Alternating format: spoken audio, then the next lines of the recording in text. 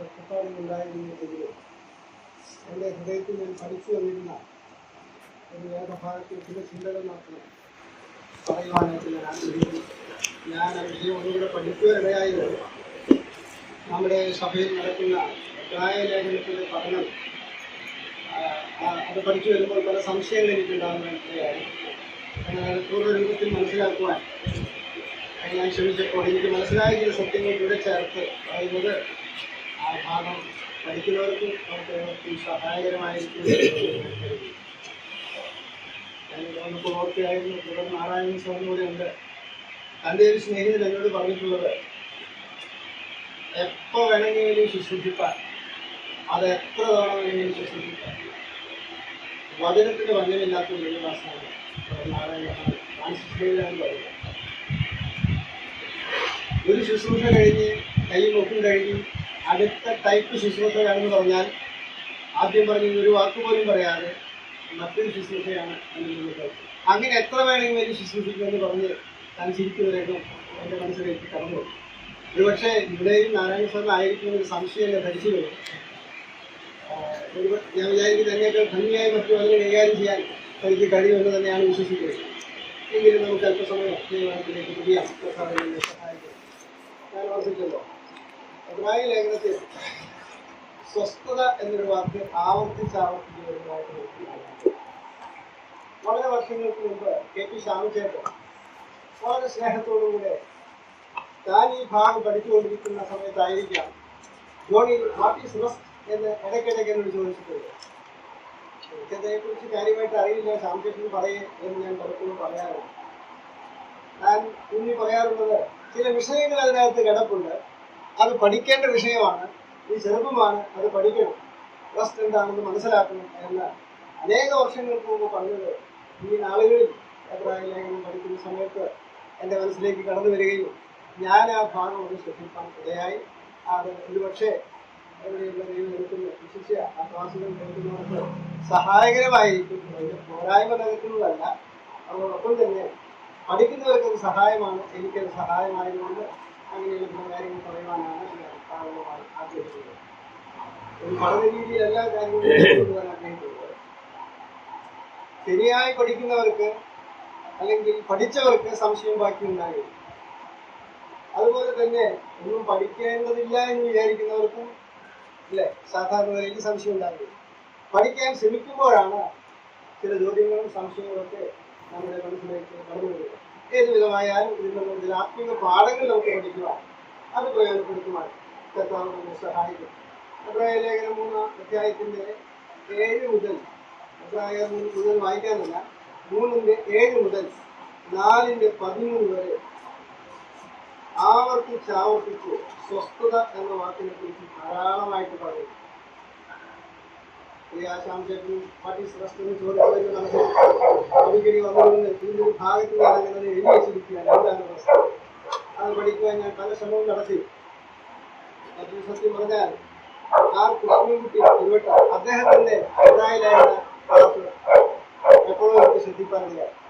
മുഖവരിയിൽ താൻ പറഞ്ഞത് എങ്ങനെയാണ്, എബ്രായ ലേഖനം പഠിപ്പിക്കേണ്ടത് ഒരു യഹൂദനായിരിക്കണം. ഞാനൊരു യഹൂദനല്ല, എങ്കിലും 125 പ്രാവശ്യം താൻ എബ്രായ ലേഖനം വായിച്ചു. അതുകൊണ്ട് എനിക്ക് സാധ്യമായത് ഞാൻ പഠിപ്പിക്കാൻ ശ്രമിക്കാമെന്ന് 125 ക്ലാസിൻ്റെ മുഖവരിയിൽ ഞാൻ കേട്ടത് അതിശയിച്ചു. 125 പ്രാവശ്യം എബ്രായ ലേഖനം കൃഷ്ണൻകുട്ടി 26 വായിച്ച് ആ ക്ലാസ്സുകളൊക്കെ എടുത്ത് യൂട്യൂബിലേക്ക് ഒത്തിരി അനുഗ്രഹമായിരിക്കും. ഏതായാലും പഠിക്കാൻ മതിയായ വിഷയമാണ് എന്നുള്ളതിന് യാതൊരു സംശയവും നമുക്കറിയാം. പശ്ചാത്തലങ്ങളൊന്നും തിരിച്ചു പറയാൻ ആഗ്രഹിക്കുന്നില്ല. എബ്രായ വിശ്വാസികൾ വിശ്വാസത്തിൽ നിന്ന് വ്യതിചലിച്ച് അല്ലെങ്കിൽ വിശ്വാസത്തിൽ ക്ഷീണം സംഭവിച്ച് പിറകോട്ടടിക്കുന്ന സന്ദർഭത്തിൽ ബി കോൺഫിഡൻറ്റ് എന്ന തലക്കെട്ടിൽ വേണമെങ്കിൽ ഈ എബ്രായ ലേഖനത്തെ നമുക്ക് ചിന്തിക്കാം. ധൈര്യമായിരിക്കുക, പ്രാഗൽഭ്യത്തോടുകൂടി ഇരിക്കുക, ഉറച്ചിരിക്കുക എന്നൊക്കെ അർത്ഥം വരുന്ന കോൺഫിഡൻ്റ് ആയിട്ടിരിക്കുവാൻ പറയുന്ന നിലയിലാണ് ഈ ലേഖനത്തിൻ്റെ ഘടന എന്ന് നമുക്കറിയാം. നിരവധി നിർദ്ദേശങ്ങളും പ്രബോധനങ്ങളും വാണിങ്ങളൊക്കെ ഇതിലുണ്ട്. എന്നാൽ ഞാൻ വായിച്ച അല്ലെങ്കിൽ സൂചിപ്പിച്ച ഭാഗത്ത് ഇതിൻ്റെ 3-ാം അധ്യായം മുതൽ 3:7 മുതൽ 4:13 വരെ സ്വസ്ഥത എന്ന വിഷയത്തെക്കുറിച്ച് നിരവധി സമയം എഴുതി കാണുന്നുണ്ട്. അതെന്താണെന്ന് പരിശോധിച്ചപ്പോൾ ആദ്യമൊക്കെ മനസ്സിലാകാതെ എൻ്റെ സ്വസ്ഥത ഒരു നഷ്ടപ്പെട്ട ഒരു നിലയിലേക്ക് കാര്യങ്ങൾ ഇവിടെയുള്ള എൻ്റെ സൗരന്മാരോടൊക്കെ ഞാൻ അതേക്കുറിച്ച് ചോദിക്കുവാനും മനസ്സിലാക്കുവാനൊക്കെ ഇടയായിട്ടുണ്ട്.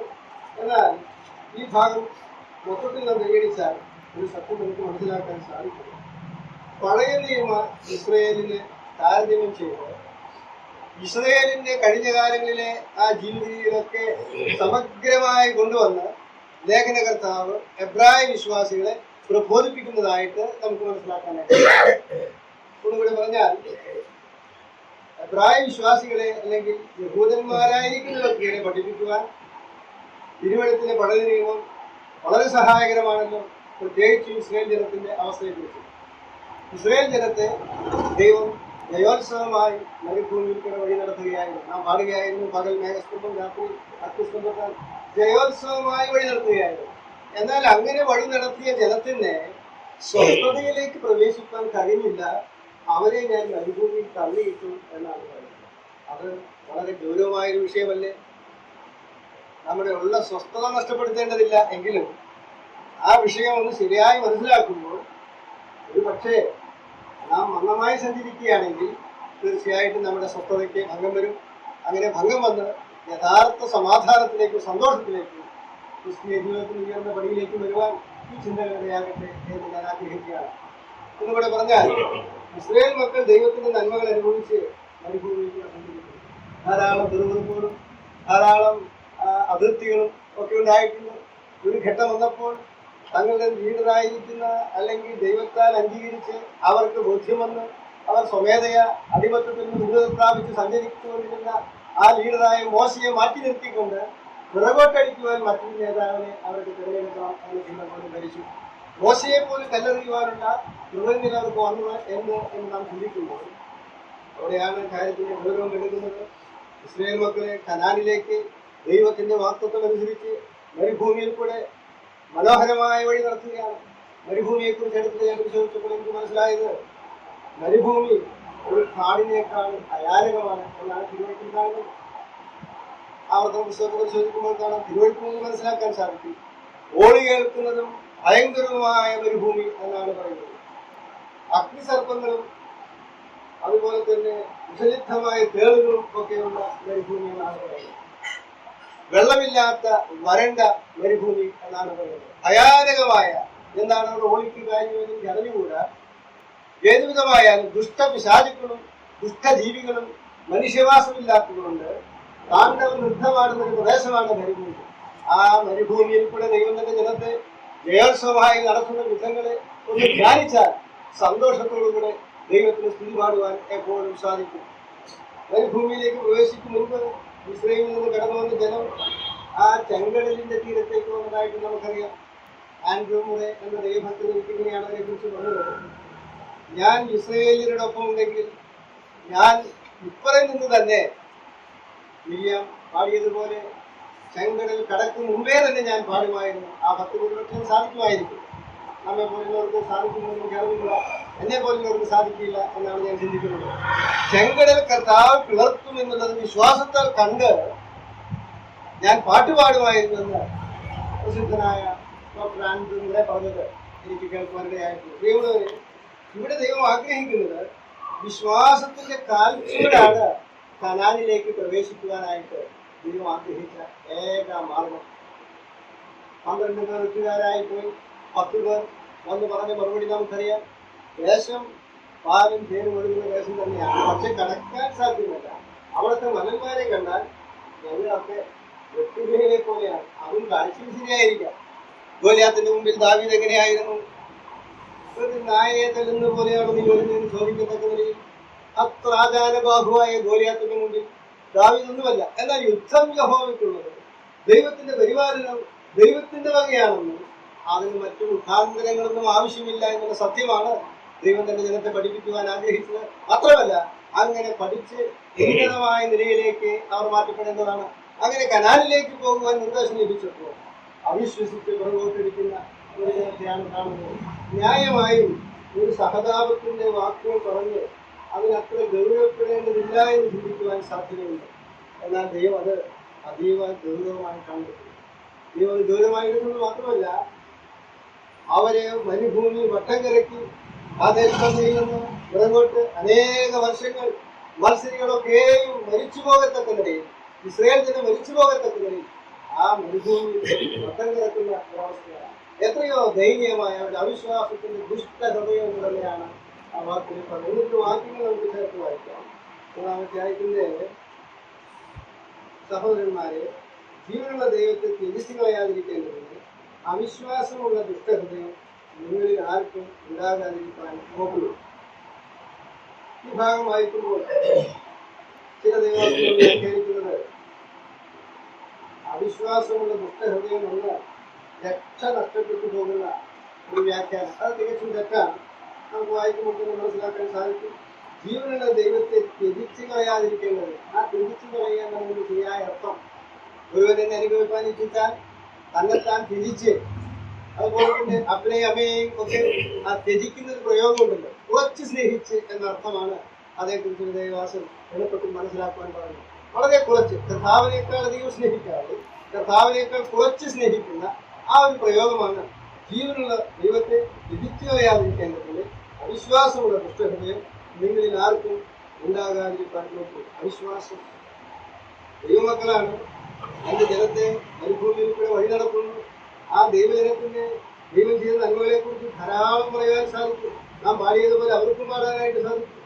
മരുഭൂമിയിൽ ദൈവം വഴി നടത്തിയ വിധങ്ങൾ, അവർക്ക് മന്ന പൊഴിച്ചു കൊടുത്തത്, വെള്ളമില്ലാതെ വന്നപ്പോൾ ദുരുപകൃത്തക്കാരി മാറ്റിവെച്ചാലും ദൈവം അവർക്ക് വെള്ളം കൊടുത്തത്, അതുപോലെ തന്നെ ഇറച്ചി കൊടുത്തത്, ദൈവത്തിന്റെ നന്മകളെ ധാരാളം പ്രസ്താവിക്കാൻ സാധിക്കും. എന്നാൽ ദൈവത്തിന് പറയാനുള്ളത് എന്താണ്?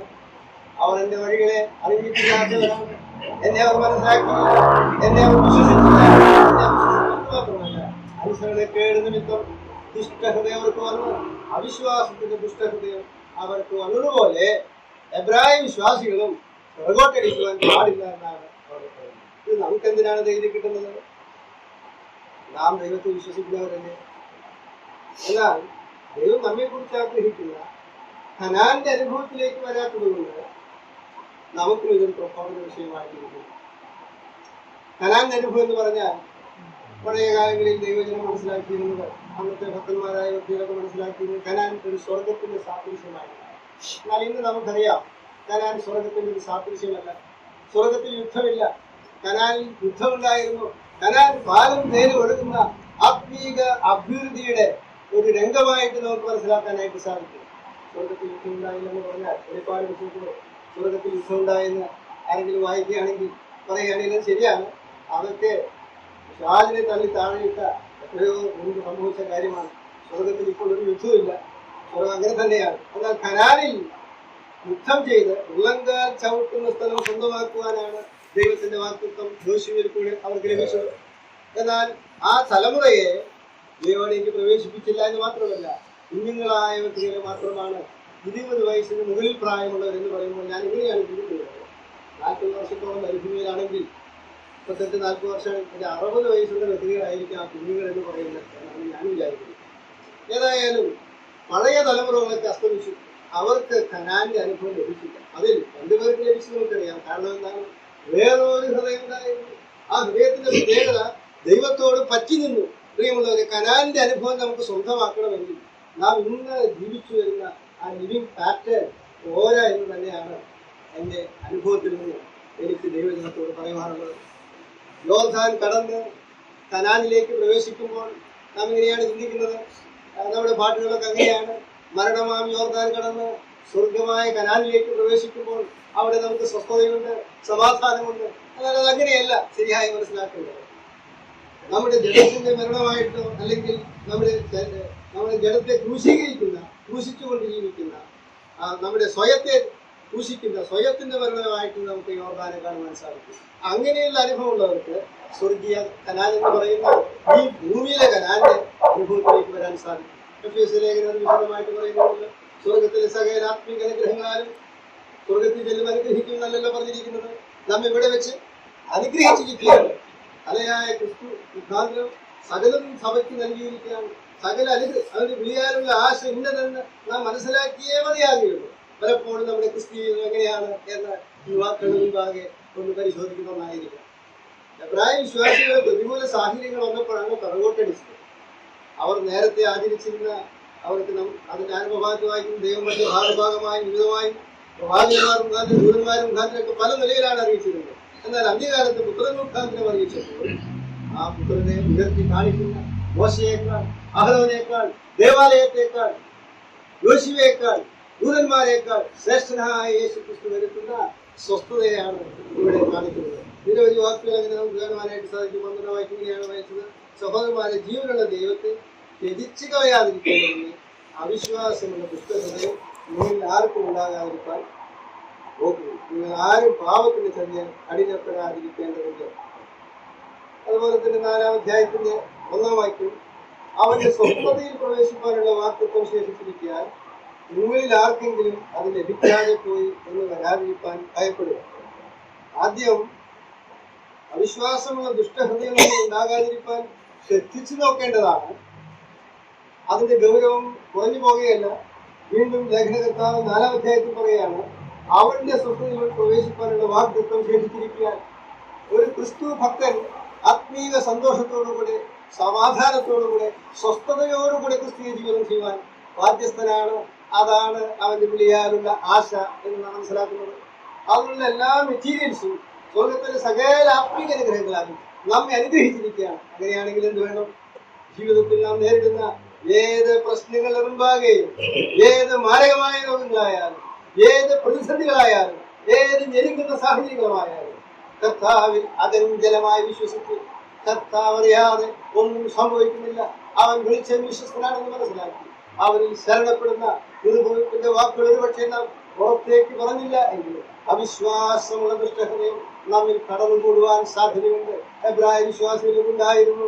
അതുമാകണമെന്നാണ് ലേഖനകർത്താവ് ആഗ്രഹിച്ചത്. അങ്ങനെ ഉണ്ടാകാതിരിക്കാൻ, അങ്ങനെ ഉണ്ടായാലുള്ള ദോഷം ആ സ്വസ്ഥത അവർക്ക് ലഭിക്കും. എന്താണ് സ്വസ്ഥത? ആരും പേരുന്ന ദേശത്തെ സ്വസ്ഥത എന്താണ്? സന്തോഷവും സമാധാനവും. സ്ഥിരമാനസിൽ ആശ്രയിക്കും ഞാൻ അവനെ പൂർണ്ണ സമാധാനത്തിൽ തരും. ആ പൂർണ്ണ സമാധാനം നഷ്ടപ്പെട്ട അനുഭവമാണ് പലപ്പോഴും ക്രിസ്തീയ ജീവിതത്തിൽ അനുഭവപ്പെട്ടു. പൊതുവെ വിശ്വാസികളെ കുറിച്ച് ഞാൻ എന്നെ ഉൾപ്പെടുത്തിക്കൊണ്ടാണ് ചിന്തിക്കുന്നത് പറയുന്നത്. വിശ്വാസികളെ കുറിച്ച് ചിന്തിക്കുകയാണെങ്കിൽ രക്ഷയെക്കുറിച്ച് പ്രത്യാശയുണ്ടെന്നല്ലാതെ ഈ ഭൂമിയിൽ കർത്താവ് വന്നല്ലാതെ എന്റെ കഷ്ടങ്ങൾ തീരുകയില്ല എന്നുള്ള പാട്ടുകളും ആ ചിന്താഗതികളുമാണ് പലപ്പോഴും നമ്മെ സ്വാധീനിച്ചിരിക്കുന്നത്. മരണമായ യോർദാൻ കടന്ന് അല്ലെങ്കിൽ ഈ ശരീരം വിട്ട് സ്വർഗത്തിലേക്ക് പോകുമ്പോൾ അവിടെയാണ് സ്വസ്ഥത എന്നൊരു ചിന്ത. അവിടെ സ്വസ്ഥതയുണ്ടെന്നൊരു സംശയമില്ല, അത് യാതൊരു തർക്കമില്ല. എന്നാൽ ഈ ഭൂമുഖത്ത് ഓരോ പിശാചിന്റെ ക്രൂരത കലരുന്ന ഭൂമുഖത്ത് ദൈവിക സ്വസ്ഥത അനുഭവിച്ചു. ശത്രുക്കളുടെ മധ്യേ അവൻ വിരുദ്ധരിക്കുന്നവനാണ്. സാധാരണ ശത്രുക്കളുടെ മധ്യേ ആരെങ്കിലും വിരുദ്ധരിക്കും. അതിന് ധൈര്യമുണ്ട് ആരെങ്കിലും ഉണ്ടോ? ഒരു മനുഷ്യനും സാധിക്കില്ല. ഇസ്രയേലിന് പോലും ആ ഹമാസിന്റെ മുൻപാകെ ഇരുന്ന് വിരുന്നൊരുക്കാൻ സാധിക്കില്ല. ആവശ്യം വന്നാൽ സായറൻ അടിച്ചാൽ നെതന്യാഹു പോലും ബംഗൂരിലേക്ക് പോകും. അങ്ങനെയാണ് ലോകത്തിന്റെ സ്ഥിതി. അമേരിക്കയിലെ ബുഷായാലും ട്രംപായാലും ബംഗറിന്റെ അടിയിലേക്ക് പോകണം. കാരണം എന്താണ്? ശത്രുക്കളുടെ മധ്യം ഇരുന്ന് വെക്കാനൊന്നും സാധ്യത. അത് നമ്മുടെ കർത്താവിന് മാത്രമാണ് സാധ്യത. മുഖാന്തരം ചുറ്റുമുള്ള കനാലിന്റെ ചുറ്റുമുള്ള കനാലിലെ ശത്രുക്കളെ ചുറ്റുമുള്ളവരിലേക്ക് ശത്രുക്കളേക്ക് നിഗ്രഹിച്ച് ദേശത്തിന് സ്വസ്ഥത വരുത്തിയെന്ന് വായിക്കുന്നുണ്ട്. എന്നാൽ ആ സ്വസ്ഥത അധികം നാൾ നീണ്ടുനിന്നില്ല. അതുകൊണ്ട് ക്രിസ്തീയ ജീവിതത്തിൽ സ്വസ്ഥത നഷ്ടപ്പെട്ടു പോകുവാൻ പിശാച് ധാരാളം വഴികൾ ഒരുക്കിയിട്ടുണ്ട്.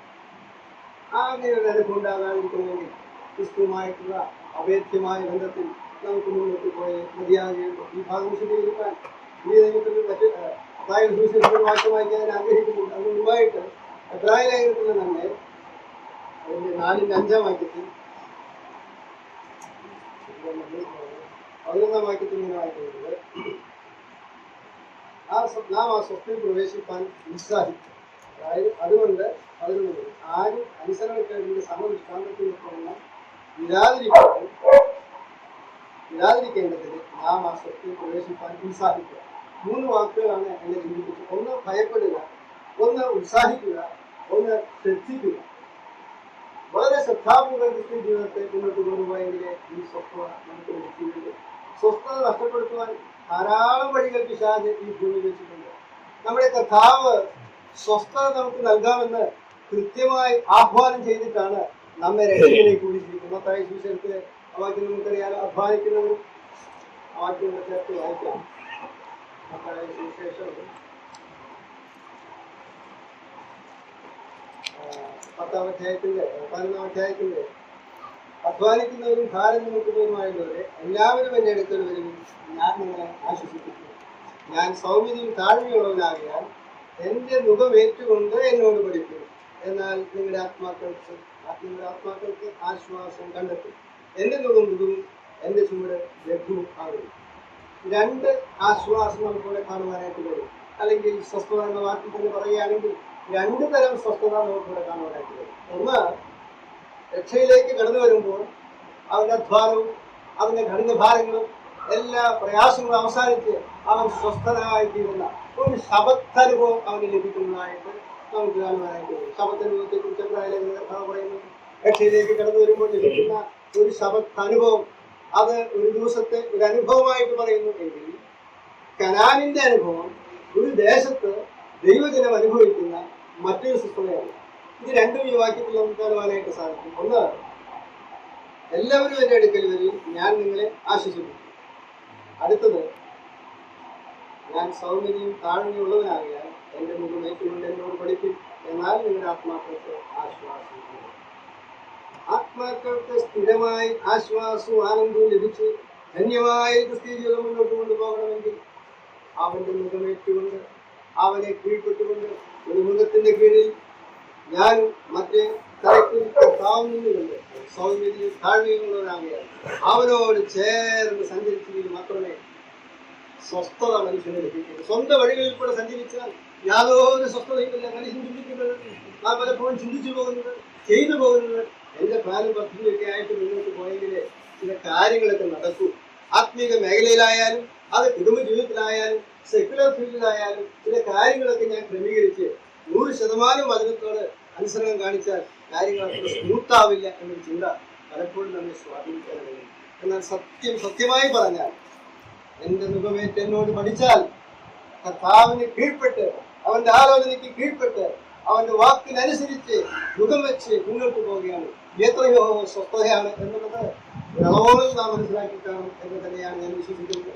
എന്നാൽ അതിന്റെ പൂർണ്ണ അളവിലേക്ക് അത് ലഭിക്കുന്നതിനായി നാം ശ്രദ്ധിക്കുക, ഉത്സാഹിക്കുക, ഭയപ്പെടുക എന്ന 3 വാക്കുകളിൽ കൂടെയാണ് എബ്രായ ലേഖന കർത്താവ് പറയുന്നത്. ഇവിടെ ഒന്ന് രക്ഷ നഷ്ടപ്പെട്ടു പോകുന്നതോ അല്ലെങ്കിൽ ഒരു പറ്റം ദൈവജനത്തോട് കാര്യങ്ങൾ പറയുമ്പോൾ അതിൽ ആരെങ്കിലും രക്ഷിക്കപ്പെടാത്തവരുണ്ട് എന്ന ചിന്തയിലൊന്നും അല്ല ഇവിടെ കാര്യങ്ങൾ പറയുന്നത്. എബ്രായ വിശ്വാസികളോട് പറയുന്ന കാര്യങ്ങളാണ്.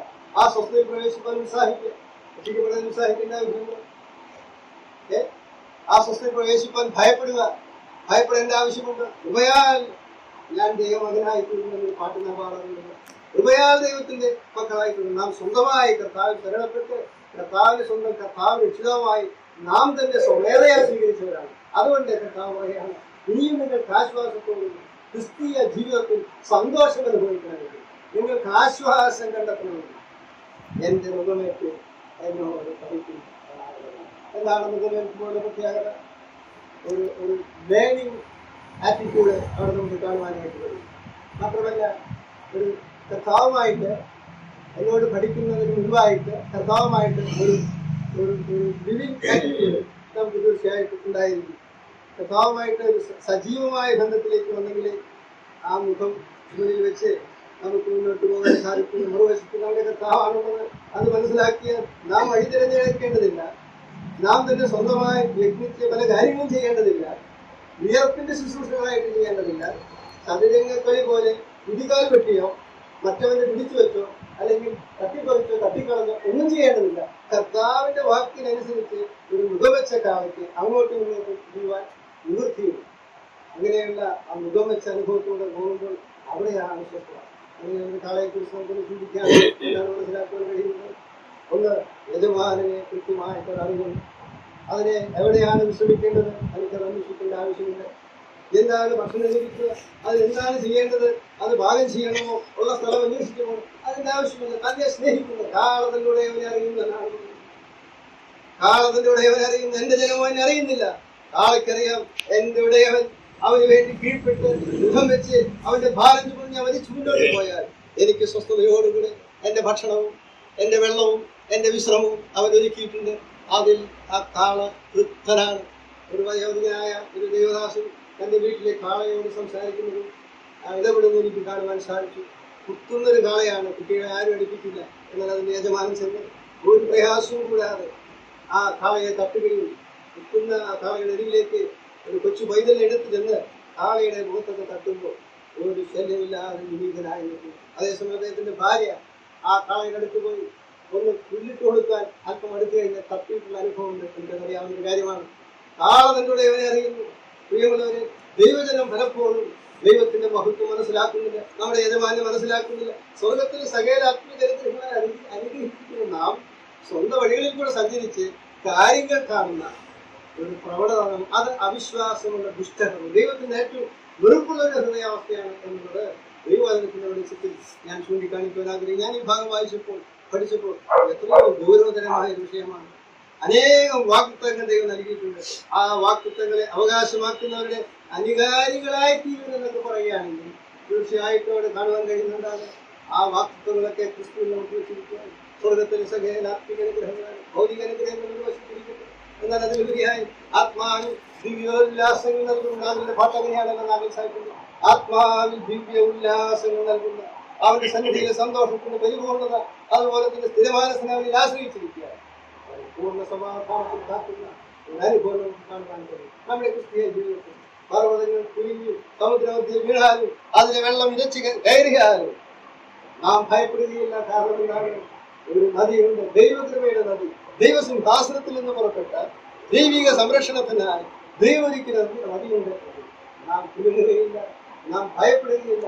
അങ്ങനെയുള്ള ഒരു ക്രിസ്തീയ ജീവിതത്തിനാണ് ഇവിടെ ആഹ്വാനം ചെയ്തിരിക്കുന്നത്. നോക്കുക, ഈ ക്രിസ്തീയ ജീവിതത്തിന്റെ വിജയത്തിന്റെ ഒരു ലവിങ് റിലേഷൻഷിപ്പ് നമുക്ക് നമ്മുടെ കർത്താവുമായിട്ടുണ്ടായിരിക്കണം.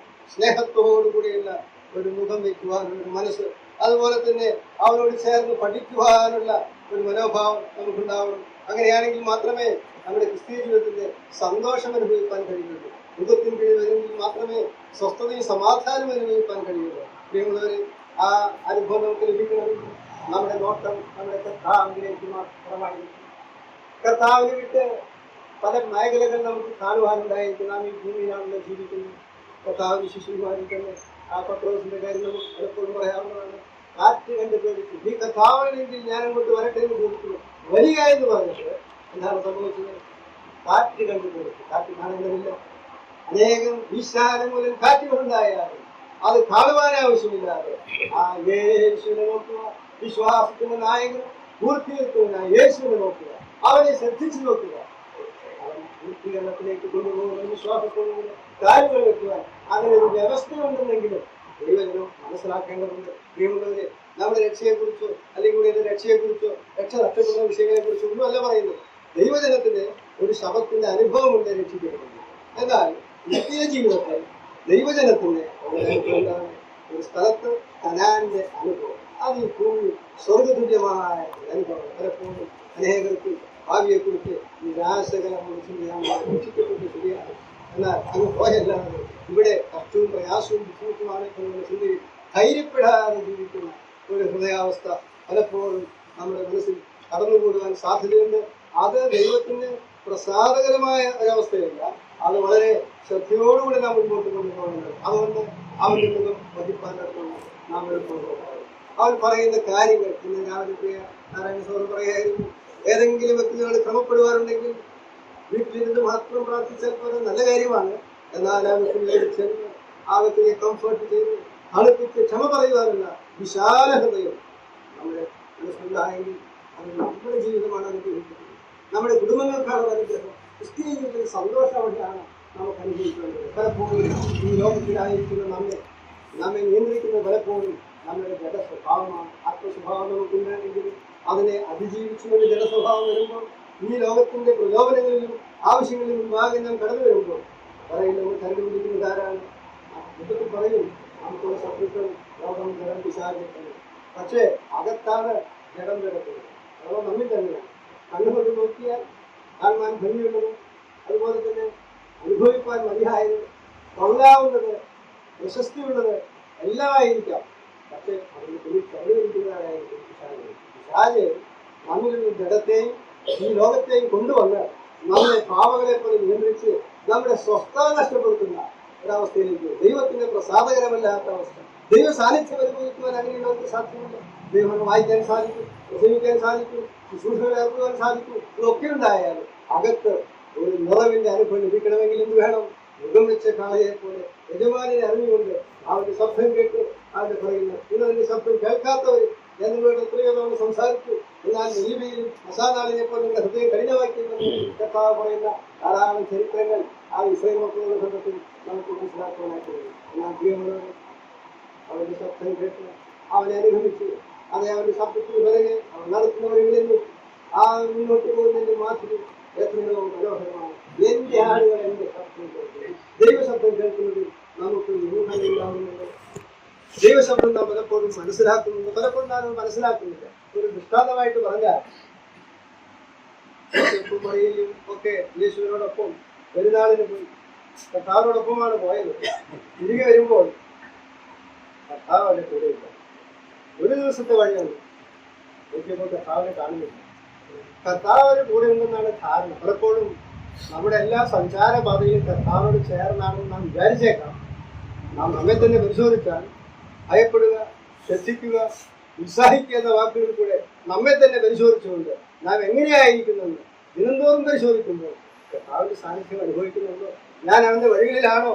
അവന്റെ മുഖം വെച്ച് ആ കാളയെപ്പോലെ ഞാൻ അവന് വിധേയപ്പെട്ടാണോ? അവന്റെ ശബ്ദം ഞാൻ കേൾക്കുന്നുണ്ടോ? അതിനനുസരിച്ച് ജീവിക്കുന്നുണ്ടോ? എന്റെ ജീവിതത്തെ ക്രമപ്പെടുത്തുന്നുണ്ടോ? അതോ ലോകത്തിന്റെ മോഹങ്ങളിലേക്കും അതിന്റെ താല്പര്യങ്ങളിലേക്കും ജഡത്തിന്റെ ആഗ്രഹങ്ങളിലേക്കും എന്നെ വലിച്ചിഴക്കുന്നുണ്ട്? എത്രയും പെട്ടെന്ന് കടന്നു വന്ന് ആ യജമാനന്റെ അരികിലേക്ക് വന്ന്, കർത്താവേ, ഞാനിതാ കടന്നു, ഞാൻ തെറ്റിപ്പോയിരിക്കുന്നു, എന്നെ ചേർക്കുവാൻ തക്കവണ്ണം മനസ്സുള്ളവരാകിയാൽ ഇതാ കടന്നു സ്നേഹത്തോട് എന്റെ കുഞ്ഞുങ്ങളെ നിങ്ങൾ പാപം ചെയ്തുവെങ്കിൽ എന്നാണ് വായിക്കും. ജീവിതത്തിൽ നമുക്ക് ഇപ്പോൾ സംഭവിക്കും. നാം ഒരുപക്ഷെ വഴിതെറ്റി സഞ്ചരിച്ചിരിക്കാം. കാര്യമായ തെറ്റുകളോ പാവങ്ങളോ മറ്റു മനുഷ്യர்களോ ആകില്ലെങ്കിലും അകത്തെ സന്തോഷം നഷ്ടപ്പെട്ടു സ്വസ്ഥതയില്ലാത്ത നിലയിൽ ധാരാളം വിശ്വാസികൾ ജീവിക്കുന്നതായിട്ട് നമുക്ക് കാണുവാനായിട്ട്. രോഗങ്ങളുടെയും പ്രശ്നങ്ങളുടെയും പ്രയാസങ്ങളുടെയും മക്കളെക്കുറിച്ചും ഭാവിയെക്കുറിച്ചും ജോലി നഷ്ടപ്പെടും അങ്ങനെയൊക്കെ അഗഞ്ചലമായി നിൽക്കുന്ന ഒരു പ്രാക്ടീസ് നമുക്കുണ്ടാകുന്നത് ദൈനംദിന ജീവിതത്തിൽ കർത്താവിന്റെ ശബ്ദം കേട്ട് ആ മുഖത്തിന്റെ കീഴെ നമ്മെ തന്നെ സമർപ്പിച്ചുകൊണ്ട് ആശ്വാസം കണ്ടെത്തി ജീവിക്കുവാൻ, സ്വസ്ഥതയുള്ളവരായി തീരുവാൻ യുവാക്കളിലൊക്കെയാകട്ടെ. അതുപോലെ തന്നെ നിരവധി സത്യങ്ങളെ കുറിച്ച് പറയുന്നത് ദൈവം എന്റെ പ്രവർത്തിക്കത്തിന് ശേഷം 3-ാം നാളിൽ 7-ാം നാളിൽ സ്വസ്ഥമായിരുന്നു. ഒരു ശബത്തിന് ആ സൃഷ്ടിയുടെ ആരംഭത്തിൽ തന്നെ ഒരു സ്വസ്ഥത നമുക്ക് കാണുവാൻ. ഇസ്രായേൽ മക്കൾക്ക് ഒരു ശബത്തിന്റെ അനുഭവം ദൈവം കൊടുക്കുന്നതായിട്ട് കാണാം. ദൈവം സ്വസ്ഥത നൽകുന്നത്, സ്വസ്ഥതയില്ലാതെ ഭാരപ്പെട്ട് കഷ്ടപ്പെട്ട് ഈ ഭൂമിയിൽ നിന്ന് മാറ്റപ്പെട്ടല്ലാതെ സമാധാനമില്ല എന്ന് ചിന്തിച്ചു. ഒരു പ്രത്യേകതയിൽ ജീവിക്കുവാനല്ല ദൈവം നമ്മെ കുറിച്ചാണ്. വിശുദ്ധന്മാരുടെ വീരാനുള്ള ആശ ഇന്നതെന്ന് മനസ്സിലാക്കിയിട്ടുണ്ട്. സ്വർഗീയ ദർശനം ലഭിച്ചു. വിശ്വാസത്തോടുകൂടെ കർത്താവിന്റെ മുഖം നോക്കി ഇഷ്ടായിച്ച് ജീവിക്കാം. നമ്മെ ദൈവം സഹായിക്കട്ടെ. അത് ആശ്വാസകരമാണ്. ഞാൻ സൗമ്യതയും താഴ്മയുള്ളവനാകുക എന്നാണ് കഠിനമല്ല. സൗമ്യതയും താഴ്മയുള്ളവനായ കർത്താവ് സ്വമേധയാൽ നാം കടന്നുവന്നതാണ്. നാം ഇത് വിലക്കുവാൻ നാം നമ്മെ തന്നെ സമർപ്പിച്ചതാണ്. ആ സമർപ്പണത്തിന്റെ പാതയിൽ കൂടെ സഞ്ചരിച്ചാൽ ഹൃദയം സ്വസ്ഥമായിരിക്കും, ശാന്തമായിരിക്കും. അങ്ങനെ നാം ആയിപ്പോകാതെ പിന്മാറിപ്പോകുന്ന അവസ്ഥ എബ്രായ വിശ്വാസികൾക്ക് വന്നിട്ടുണ്ട്. സാഹചര്യങ്ങൾ കഠിനമായിരുന്നു. അത് ഭക്ഷണത്തെ സംഭവിച്ചു, ജോലിയാക്കി സംഭവിച്ചു, അതുപോലെ തന്നെ ദേശത്ത് പലായനം ചെയ്യുന്നതായിട്ട് എന്തെല്ലാം സാഹചര്യങ്ങളുണ്ടായാലും എന്തെങ്കിലും പകരാതങ്ങൾ ചിന്തകളെയാക്കട്ടെ എന്ന് പറഞ്ഞു ഞാൻ എൻ്റെ വാക്ക് വെച്ചിരിക്കുന്നു. കർത്താവിന്റെ